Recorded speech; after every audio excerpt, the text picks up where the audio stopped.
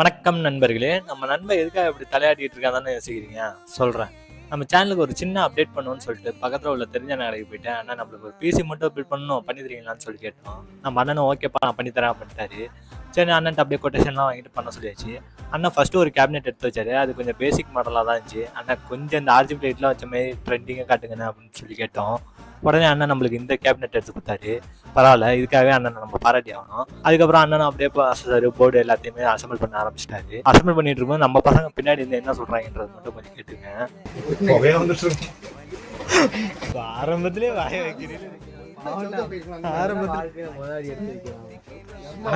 எனக்கு எதிரிங்க வெளில இல்லடா, கூடவே இருக்கீங்கடா. இப்படிதான் அங்க உட்காந்து ஃபன்னா பேசிட்டு இருந்தோம். ஃபைனலா நம்ம அண்ணன் எல்லா பார்ட்ஸையும் கேபினெட்டுக்குள்ள வச்சு அசம்பிள் பண்ணிட்டாரு. அசம்பிள் பண்ணிட்டு வயசும் போட ஆரம்பிச்சிட்டாரு. இப்போ நம்ம நண்பன் எதுக்காக உட்காந்து தலையாட்டிட்டு இருக்கான்னு சொல்றேன்னு சொல்லியிருந்தேன். அது வேற எதுக்காக இல்லை, இதுக்காக தான். மந்தி சாப்பிடாது எங்க வாங்கி தர போறேன்.